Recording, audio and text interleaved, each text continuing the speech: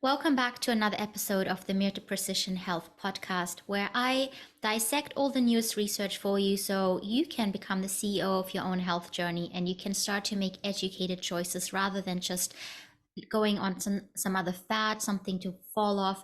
I want you to understand why you're making certain choices and how you can become and how you can take your health into your own hands and really understand why you're doing certain things. Now, today's episode is all about sugar substitutes, in particular aspartame, because likelihood is that you've heard about this in the last few weeks. There was a whole uproar about it. Aspartame was classified by the World Health Organization as a type 2B carcinogen, meaning that it is possibly carcinogenic. What does that mean? That it could possibly contribute to the development of cancers if consumed in large amounts. Now, I want to, rather than you freaking out about it, I want to put that into perspective and explain a little bit more about the research behind aspartame and other sugar substitutes, but also initially just have a summary of why sugar is bad and why we're even wanting to try and substitute sugar. Now, first of all, sugar, most of us know it by now, is bad for us, and there's no way around it. I did a whole big deep dive into that topic in a previous episode not long ago, so go there if you've missed that. I'll put the link below. And today I'm just summarizing it. Now, when we have constant blood sugar spikes and we're eating tons of sugar, then that has been linked down the line with a lot of ill health trajectories, such as the development of cancer by promoting immune escape, where cancer cells can escape our immune system. It has also been shown to increase the risk of autoimmunity and autoimmune flares by reducing something called immune self-tolerance, where the immune system stops tolerating our own cells and starts to attack our own cells. It has also been shown to increase things like blood pressure, cardiovascular disease, stroke risk. It has also been shown to lead to something called glycation, which is basically rusting us from the inside out, whether that is short term and it increases risks of wrinkles and joint aches, but it also longer term causes rusting inside the body and breakdown of our whole system, because this glycation is when sugar attaches itself to our protein and fat, which is basically what we're mostly made out of. And if that attaches itself, then they form bonds that are irreversible, and they can then cause these advanced glycation end products, also called ages, because that's what they do. They basically rust us, they age us from the inside out, much like compared to when you're putting a burger on a grill and it makes it all rusty and browns it. Now, we don't want any of that, obviously. Another thing that happens when we're eating sugar, proper processed sugar, is that it lights up similar parts of the brain as if we are consuming other addictive substances like drugs, cocaine, cigarettes. So we really become addicted to sugar. A lot of you have probably heard of that. It also really increases our dopamine response. So we learn that we want that sugar hit so that we feel motivated and we feel rewarded. Now, that is a problem because all of a sudden our taste buds change. We crave that next sweet hit. So it also messes with our choices, our food choices. When we're constantly having blood sugar spikes, it makes us hangry, and once our blood sugar spikes, afterwards it drops, and then we are just craving for that next sugar hit. We're feeling like we're starving, so we need more energy, but actually it's just a blood sugar spike followed by a dip. And then also what it does is that it when our cells eventually stop responding properly to all of the insulin and other chemicals that are part of the sugar response, is that eventually our brain and our body just doesn't know how to deal with everything anymore, and it starts to crave food all the time. It doesn't know when it's full, it doesn't know when it's satiated, so overall it's not a really good state to be in. So there's a point why we and researchers have developed and found sugar substitutes. However, as the recent media has shown, the recent press, there are some downsides, and it's not just skipping the Coca-Cola and having a Diet Coke instead is the be-all end-all. That might not be what it is. And watch all the way or listen all the way through the end, where I'm talking about what I think might be the best way of dealing with it and what the best strategy might be for a long-term health perspective. But first of all, let's talk about these sugar substitutes. Now, they first came up in a few decades ago, and some of them in the 80s.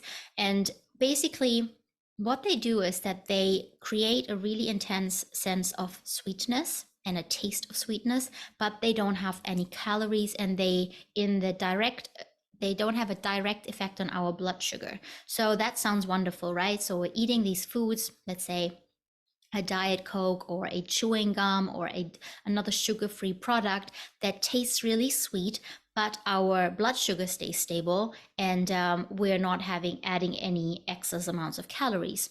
Wonderful. Sadly, that is not quite how easy it's not quite like that. It's not as easy as that. Now, research shows that if we're consuming a ton of aspartame, one of the sugar substitutes, synthetic sugars, it actually has been shown to contribute to cancer growth. That is what has just been established by the World Health Organization. They just put out a press release a couple of days ago about that. Now, it's not a direct link. And also what they really hone in on is that link has only been established with high amounts of aspartame use, around 40 milligrams per kilogram of body weight. Now, what does that equate to? A general can of Diet Coke usually has around 200 milligrams of aspartame in it, meaning that you could probably have anything between 9 or 14 cans, depending on your body weight and depending on how large the can is, of these per day before it has a direct link to cancers. Now, that is obviously not the reality for most people, but sadly, for some people it is. I do know quite a few people that love their Diet Coke. They think that's the healthier option. When we go out, they tell me, my patients, they go out and they try not to drink as much alcohol, and they're going for Diet Coke, so they're not having a sugary drink. So maybe reevaluate that. And again, I will talk about steps that I recommend you do at the end of this podcast episode. Now, what research also shows is that other than having a potential contribution towards cancer growth if consumed in large amounts, there's actually been a lot of research over the past few decades previous to that cancer risk debate, where they realized that aspartame in some individuals might actually lead to other issues as well, and that they're not quite sure about the dosages involved there. Now, some susceptible individuals might actually have a higher risk of mental health disorders such as anxiety, depression, even autism, and has been shown to contribute in some people to the development of those. It has also been shown that if mothers consume a lot, the babies are actually there's a higher risk for babies to develop issues while they are in the womb. So they also found that when moms, while they were pregnant, were consuming a lot of aspartame, again, the dosage isn't quite confirmed for that they were having a higher risk of metabolic issues and obesity in childhood, the offspring. They were also having higher risks of mutations. So overall, again, maybe we want to limit our intake of those. Now, what about other sugar substitutes? There isn't just aspartame. There are also some others like erythritol and Splenda. Now, research shows that most of these non-calorific sugar substitutes might actually mess with our gut microbiome. And I've talked about this topic a lot, that our gut health is really important, the type of bacteria that are in there. We want a high diversity of nice, healthy bacteria in there to break down foods, to help our body make nutrients, to help inflammation stay low.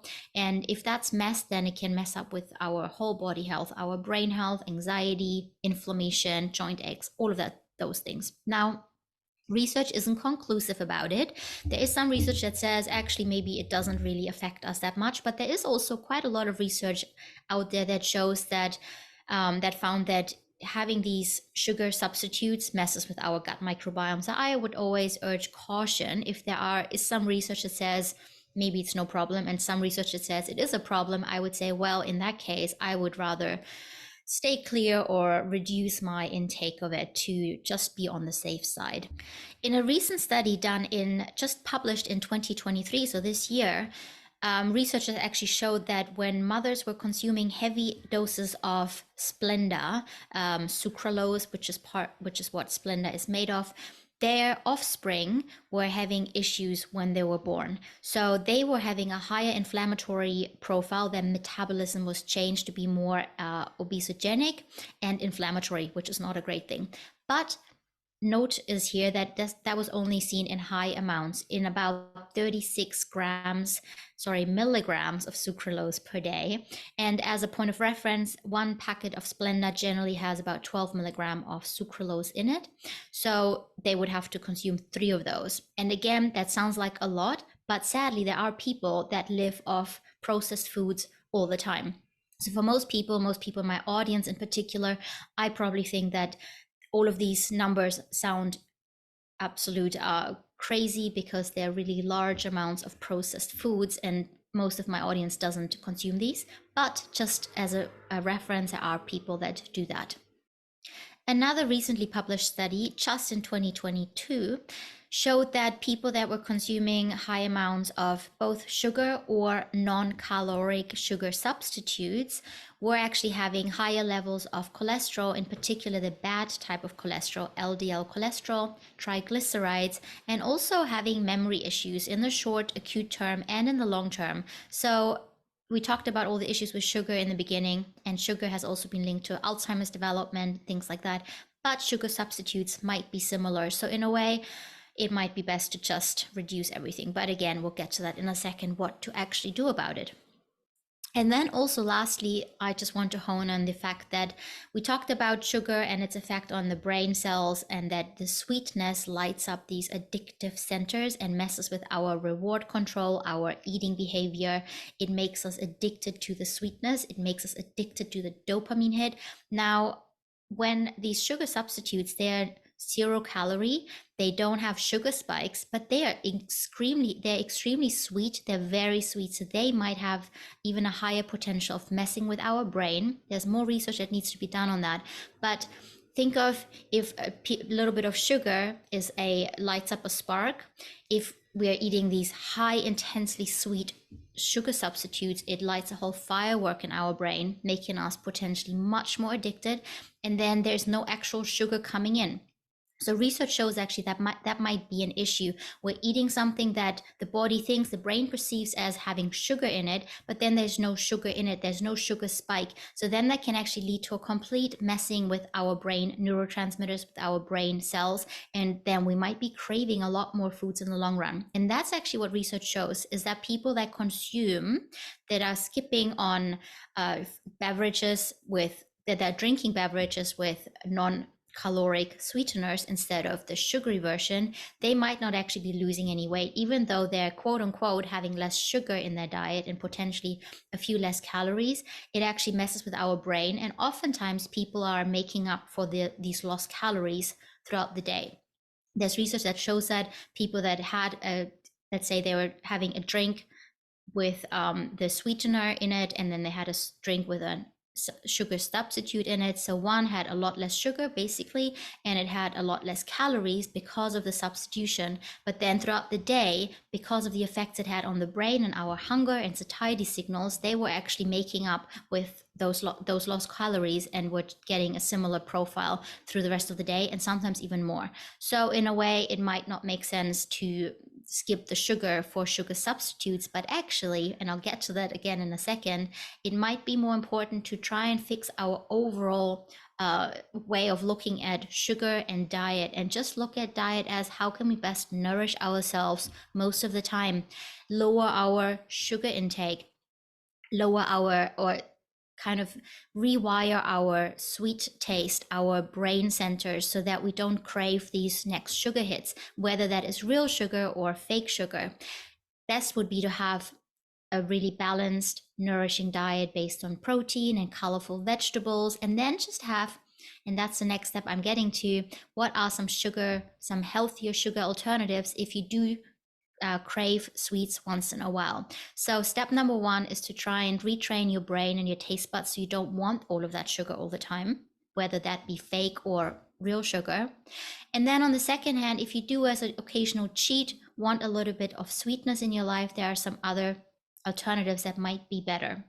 And I'm not one to tell my patients or clients to stay away from sugars entirely, stay away from anything they love and crave entirely, because I haven't seen that work very well. If people are told to cut something out entirely, usually they do that for a short period of time, and then they will crave it. They will fall off the quote unquote wagon and just go back to it because it's too restrictive. So in the long term, I often see people dealing with things much better if they know that if they can just nourish themselves most of the time, let's say 80 or better, even 90% of the time, and then have 10 to 20% of the time where they just do and eat whatever they feel like.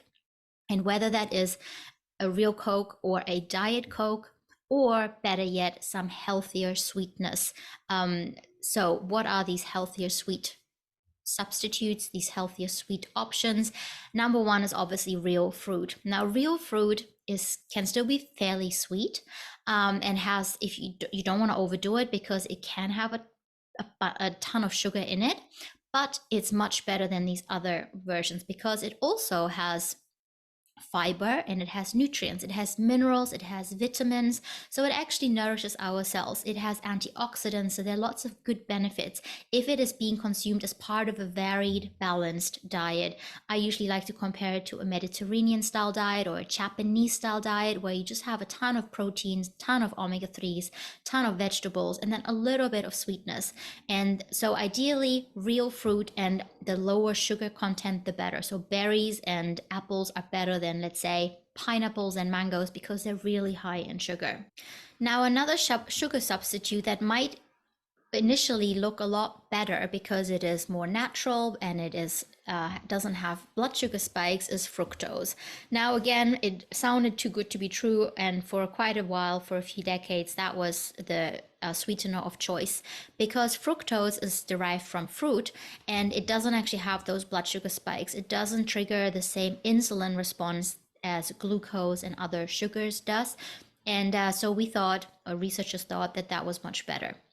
Now, sadly, what they found is that if we have a ton of fructose in the body, that can mess with our brain, because when we have a sugar spike or we eat carbohydrates and we have that insulin release, then that actually signals our brain that we are eating, and then we get satiated and we're full and we stop eating. Now, fructose doesn't have that same effect.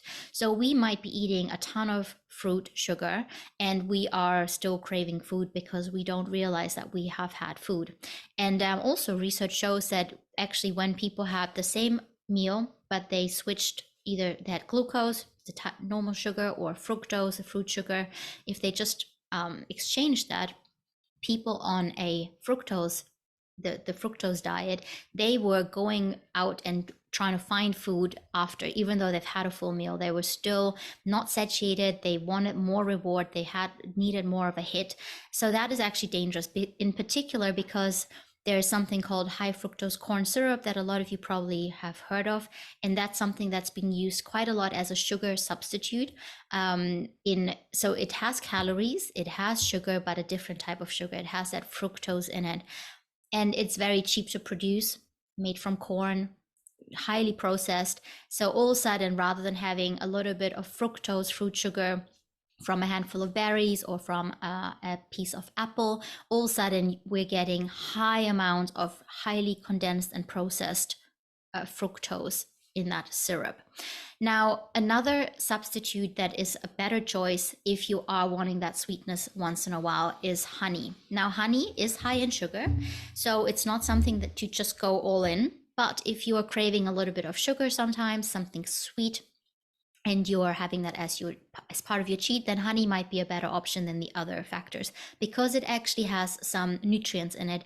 Research shows that honey, if in particular, if it's raw honey and not the highly processed honey that basically doesn't have anything other than sugar left in it, if you're going for the raw honey version, then it has some antibacterial properties. It can help heal our gut if we have gastritis. It has lots of wonderful wound healing properties. So that might be a better choice, just in small amounts, obviously. Make sure that you're not giving it to a little baby because it's not safe to consume in the first year. And then lastly, there's stevia. Now, stevia is another non-caloric sugar substitute, and it comes from Central America and South America. And It's actually from a plant. And when they cook it and extract it in a certain way, then it becomes highly sweet. Now, research shows that it might actually have lots of good health benefits, having a little bit of that plant matter in our diet. It can be antibacterial, it can be anti-inflammatory. However, the problem with that is that it still is very sweet. So it might still play in that whole into that picture of messing with our brain chemistry, with our dopamine hit, wanting that sweet hit all the time. So even though it doesn't have calories and it doesn't seem to cause inflammation and any of these other issues that I talked about before with the other artificial sweeteners, Splenda, even though it might be fine in small amounts as an occasional treat, if you're doing it over and over, you're constantly treating your brain or training your brain that these sugar hits are a good thing and that that's something to be expected. And then we want that more. I would just suggest to go back to common sense. So we've talked about all these different scientific things that too much sugar is bad, but there's also a risk if we're eating too much of these fake sugars. The best would be to just retrain our brain and our satiety signals that we crave real foods, that we want to nourish ourselves. Like I said in a few minutes ago, 80-20 rule, nourish ourselves 80% of the time, get some good protein, some omega-3s, get some wonderful, colorful vegetables, and then occasionally you can have either a real sugar hit or a fake sugar hit. You can choose whatever feels right for you, but they basically have both of them have pros and cons. The best thing is to just have a low sugar diet in general and a low fake sugar diet in general as well. That is probably what I would recommend if healthy living, prevention, long-term health is your goal. After all, that's how we evolved, and we don't know what else these fake sugars, even though they might say, well, this fake sugar might be safe and this synthetic sugar might be safe, we don't know what's coming out in the next few years, decade in research. So I always just say go back to as natural as possible and then have a treat occasionally, and your body is likely able to deal with that. Now, if you found this helpful, as always, comment, share it with anyone that you think would benefit from listening to it, and I would love your feedback. I look forward to speaking to you soon.